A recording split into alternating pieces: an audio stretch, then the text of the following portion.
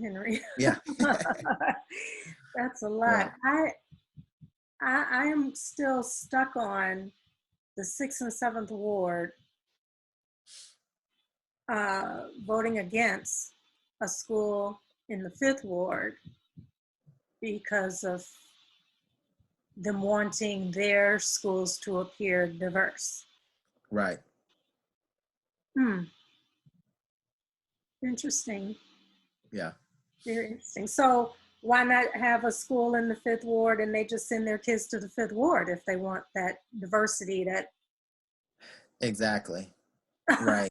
Well, yeah. I mean, one of the elements that, we had in the vision that we don't really highlight, but I think, it's something that we're going to have to really communicate more up, being more upfront with, is this idea of this school in the fifth ward mirroring the same attendance profile as what King Arts Lab does. So what King Arts does is they prioritize families in the fifth ward, but it's also open to all of Evanston.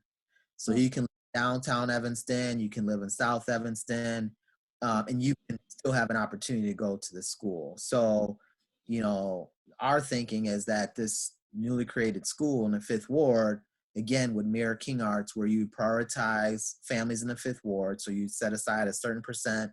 King Arts, I think percent is set at like 25 or 30%. So 30% of the, or 25% of the families are guaranteed slots, basically, to attend the school if they wanted to, but it's open to all residents. And so a vision for this school is that would be similar, where you would set a certain percent and guarantee families that want to attend the school, guaranteeing them a spot, but it's open to all of Evanston. Okay, and are there any ideal locations in the fifth ward you're looking at? Right now we're fairly open. We're trying to avoid rabbit hole conversations where you are pigeonholed into saying, okay, this is the only location that is going to work for this school location. One of the resources that we want to hire, they actually would do the research to identify the ideal location for the school. So it would be everything about thinking about space, what grades, how many square feet do you really need? How, the cost of renovating the space. Is it, building a brand new building from the bottom up? Is it renovating an existing, building? So, we would hire someone to actually do that research to figure out what makes the most sense to pursue. So that's kind of where we are. Is we're not stuck on it being in the current family focused building, the old Foster building. We think that's a potential option, but we don't know where things are right now. I know Family Focus is looking to merge, or they're in the process of being merged with another family organization in Chicago, and I know they pulled that building off the market as far as it being sold. So I don't know if that's an option. I don't know if the new owners are open to the idea of having another tenant in that building. We'll see. Have you spoken to anyone who maybe played a hand that's still around, that played a hand in blocking a new school being built? Well, one, it being shut down, and then two, blocking a new school from being built in the fifth ward, to get like that inside with those Right. conversations.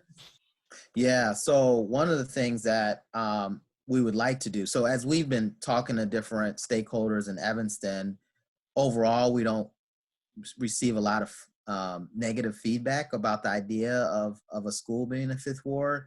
It's been fairly positive. There's skepticism on how to pay for it, but as far as the idea, we don't run into that. We do know there's a lot of people out there that could be against it. So one of the things that we would like to do is to understand through focus group work and through surveys, understanding what people are thinking or what they're saying or what are their concerns, to make sure that as we're going out in the community and building support for this initiative, that we speak to those fears. So, we want to understand what they are, and we want to make sure that we're, addressing them head on. I know. Foundationally, do you think you know what it is? There's hypothesis. I think some of it is concern around taxes. Hey, will my taxes go up if you build this Fifth Ward school? I'm already stretched thin with the current, property taxes in Evanston. I can't afford, any more taxes. So I think that's a legitimate concern, and maybe, maybe that's one of the things that is the most important thing that they're concerned about. It could be, again, this concern around their kids' diversity. We don't know, what they are until we, ask those questions and seek to understand, what it is that they could be concerned with. Yeah. One of the things, I've really come to understand is whenever there's an agenda, a Black agenda, and I know that this school in the Fifth Ward will be open to everyone, but whenever there is a Black agenda, money becomes the reason why it can't come come to manifest.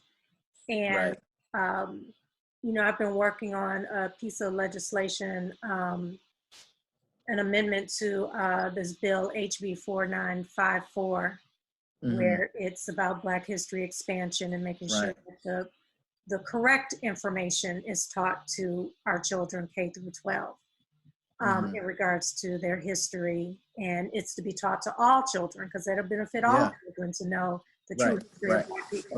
Correct? So when we went to that hearing in Springfield, that's one of the things that came up. Well, funding. Well, it's amazing how they come up with money. They found $2 trillion for this stimulus, and people still ain't got, money from the first round and now the second round. Second round was supposed to be out today to all the seniors on Social Security. And some of them haven't gotten them. It's amazing how they find the money, and, the whole tax conversation, it's never where it's going to gouge them tax-wise. They built the big, beautiful Robert Crown, which is a beautiful center. But it was only a handful of people that were fighting against it because it was going to cost the city so much. But none of those other people who are probably crying about the taxes for a Fifth Ward school, none of them were crying about their taxes with Robert Crown. You know what I'm saying? So, it starts to really piss me off. It starts to really piss me off. All of a sudden, money is a problem, but you found $2 trillion recently in a matter of days. Well, we can't have a school in the Fifth Ward because you're worried about your taxes going up. Yeah. Break that down to me, Henry. Okay. I know, right? Yeah, it's we hear that. We had a meeting with Dave Davis at Northwestern about a month ago now, and it's like he made the point that a lot of times people will say, oh yeah, it's a great idea, and it's but the problem is money. And it's like, well, where are your priorities? Like, if it's a priority for you, you will find the money. You will, step up to the plate and provide, help provide the money. You will, contribute financially for this.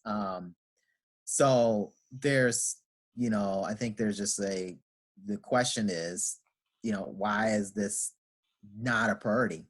Like, why are you focused less on this issue that's, and it's an issue that's been around for decades. I mean, this isn't like a recent, thing where the schools are moved out of the Fifth Ward. I mean, this happened, 40 something plus years ago. I think the play Concerning Foster did a really good job of highlighting, the history of that. And, I wish that play could continue to run to continue to educate people on the history of it. And I liked how in the play at the very end they made a push to say, hey, do something about this. I mean, just talking about it, as an adult really, and kind of leaving kids, not involved in the process or being considered is a tragedy. We need to fix this tragedy. So, hopefully, again, with this new leadership, with Dr. Horton, the having a fresh set of eyes to look at the situation and it becoming a key priority for the administration. Hopefully that happens. So we'll see. We'll continue to do our part and, building community awareness and support for the vision. And we'll try to make it as easy as possible for the school board and the school leadership to support this vision.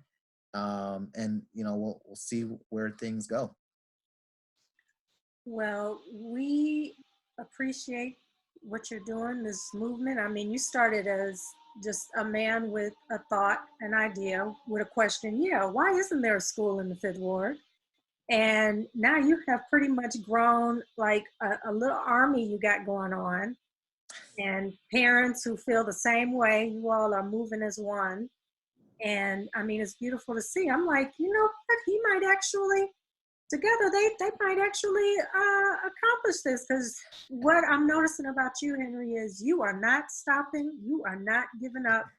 And I know you've hit some walls. I know you've got those conversations where, you have some Evanstonians questioning the hell out of you, like, who do you think you are to be doing this? And da-da-da. You're not even from here. You're not even a school teacher. You're this, this. And you are just laser focused. So the big picture is to get a school in the Fifth Ward where all children can attend. Right. And thank you for your focus. Yeah. Thank you for your drive. I want to say a couple.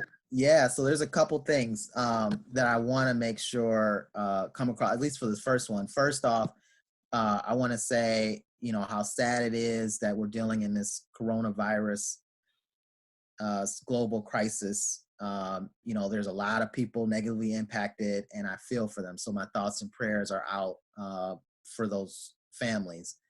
The other thing about the coronavirus that I think it highlighted too was this inequity that's happened. So, there's a lot of folks that are homeless in Evanston that are part of District 65. And when the school shut down, they lost the support system of basic needs like food and shelter. So people that are homeless rely on those types of services from the schools. So, when those schools shut down, I know that it disproportionately impacted a lot of our underserved kids. So that saddens me.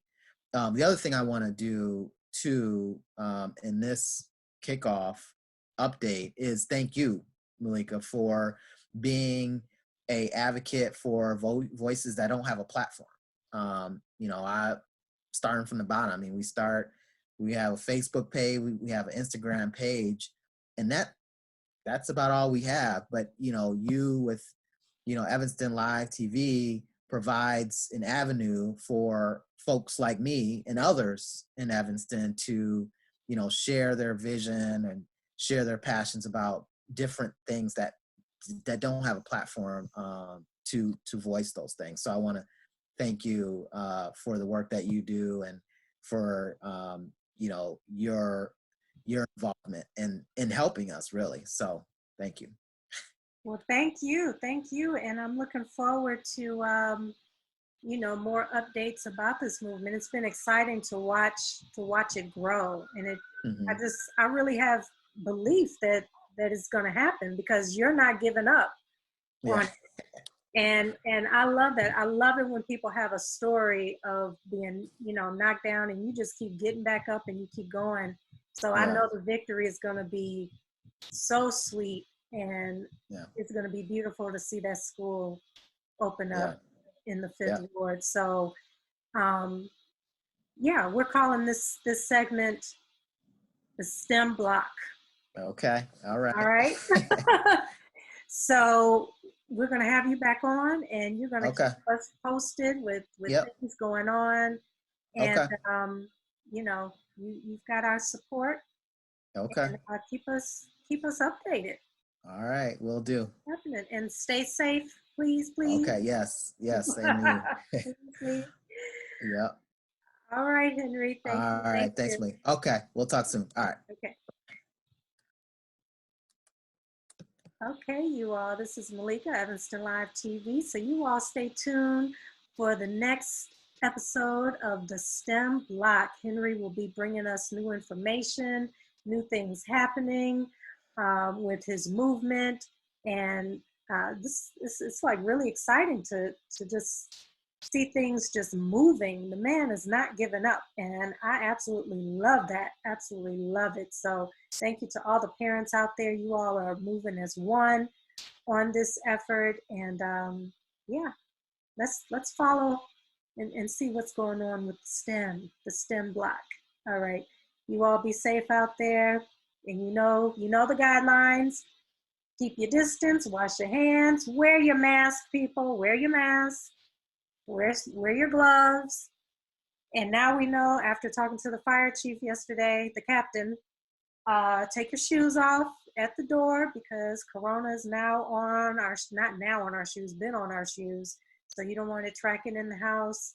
So every day there's new developments. So you all just be sure. I know watching the news is somewhat, consuming and depressing, but you got to get the information to hear the latest developments on this COVID-19. So now you got to take your shoes off at the door.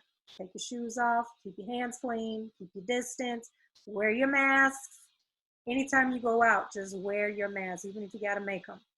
All right, so you all stay safe and stay tuned for more Evanston Live TV. We got some amazing guests, and you all stay tuned for STEM Block with Henry Wilkins.